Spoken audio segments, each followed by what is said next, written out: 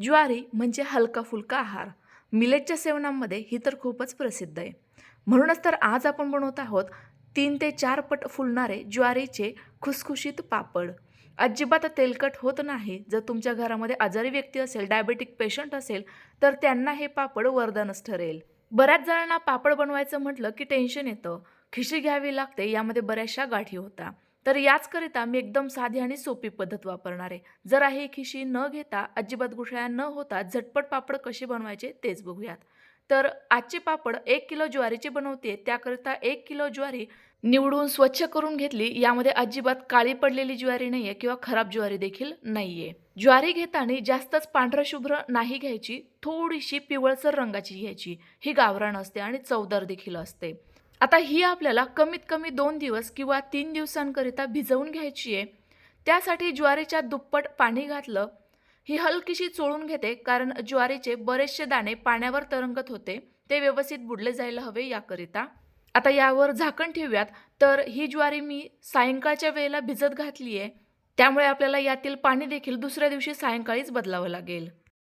तर आता दुसऱ्या दिवशी सायंकाळच्या वेळेला बघा, यावरचं झाकण खोलून बघते.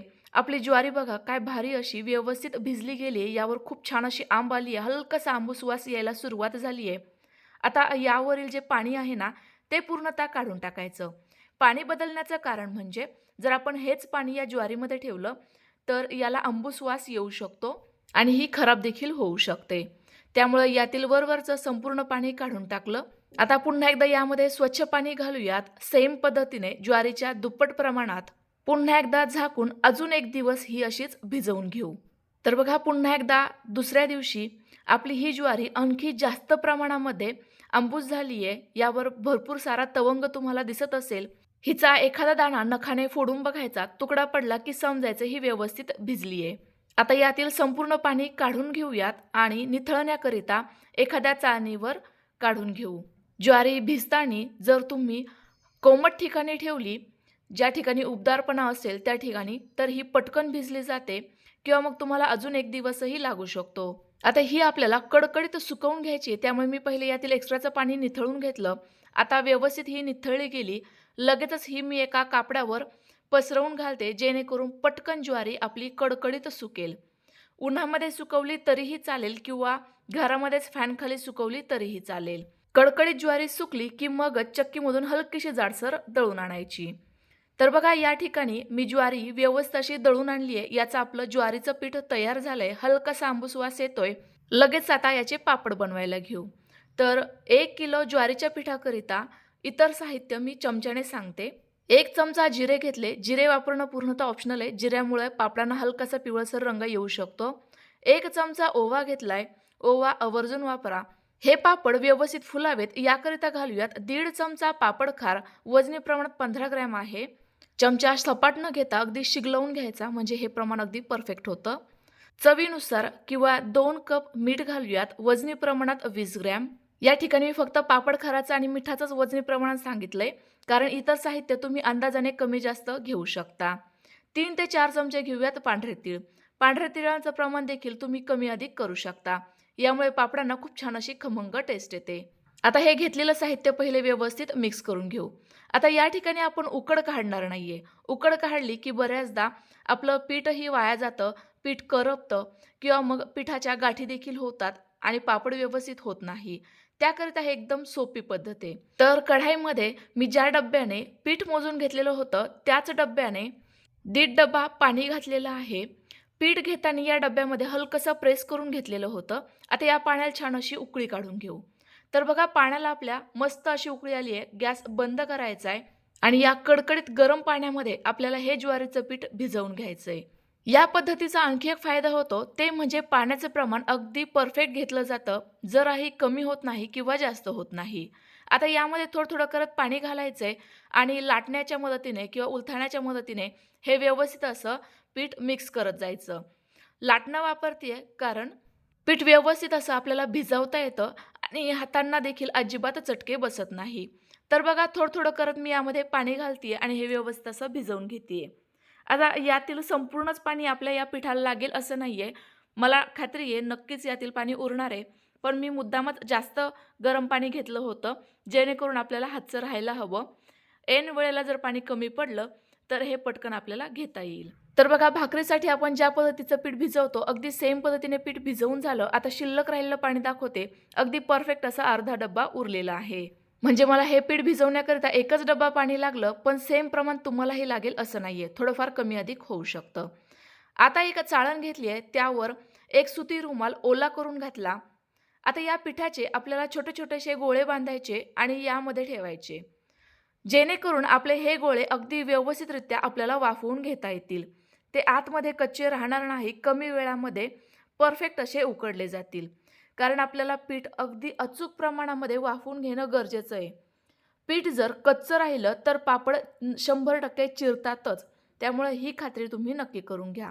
आता हे गोळे कापडाने व्यवस्थित झाकून घेतले. चाळण उचलूयात आणि लगेचच कढईमध्ये 2 तांबे पाणी गरम व्हायला ठेवलेलं होतं त्यावर ठेवूयात. तुमच्याकडे जर स्टीमर असेल, इडलीचं भांडं असेल त्यामध्ये वाफवून घेतले तरीही चालेल. गच्च बसणारं असं झाकण ठेवलं जेणेकरून वाफ बाहेर जाणार नाही. आता फुल गॅसवर हे उंडे कमीत कमी 20 मिनिटांकरिता वाफवून घ्यायचे. तर बघा, यातून काय भारी अशी वाफ निघाली आहे आणि सुगंधही पिठाचा खूपच छान सुटलाय. आता हे पीठ एखाद्या उलथाण्याने फोडून बघायचं. आतमध्ये बघा अजिबात पांढरट दिसत नाहीये. मस्त असा एकसारखा रंग आला की समजायचं हे व्यवस्थित वाफवलं गेलं. आता कापडासह हे पीठ बाहेर काढून घेऊयात आणि यातील निम्म्यापेक्षा जास्त पीठ असंच चाळणीमध्ये काढून ठेवू, जेणेकरून हे थंड होणार नाही. कारण पीठ थंड झालं की याचे पातळ पापड लाटता येत नाही. त्यामुळे मी आत्तापुरतं बघा एवढंच पीठ सध्याला या कापडात घेतलंय. कापड हलकसं पुन्हा एकदा थंड पाण्यात ओलं करून घेतलं होतं. यामुळे हाताला अजिबात चटके बसत नाहीये. आता लगेचच हे पीठ गरम गरम असतानाच छान असं मौसूद करून घेते, मळून घेते. बघा, छान असं आपलं पीठ एकजीव झालं की आता एकाच मापाचे छोटे छोटेसे गोळे तयार करून घ्यायचे. यामुळे आपले पापड देखील एकसारख्या आकाराचे तयार होतात.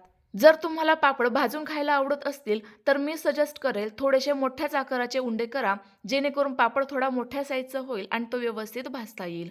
तर बघा, या पद्धतीने गोळे पटापट तयार करून घेतले. आता पापड बनवून घेऊयात. तर हे पापड तुम्ही पोळपाट लाटण्यावर लाटून देखील बनवू शकता. त्यासाठी तुम्हाला सेम प्लास्टिकची शीटच वापरावी लागेल. या प्लास्टिकच्या शीटला थोडंसं पहिले तेल लावून घ्यायचं. यामुळे पापड अजिबात चिकटणार नाही.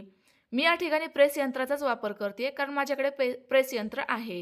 हे पापड लाटून देखील फारच छान होतात, पण यामध्ये खूप वेळ जातो ना, म्हणून मी प्रेस यंत्र वापरते. आता बघा, खाली एक प्लास्टिकचं शीट ठेवलं, त्यावर पिठाचा गोळा ठेवला, दुसरी प्लास्टिकची शीट ठेवली आणि प्रेस यंत्राने हे प्रेस करून घेतलं.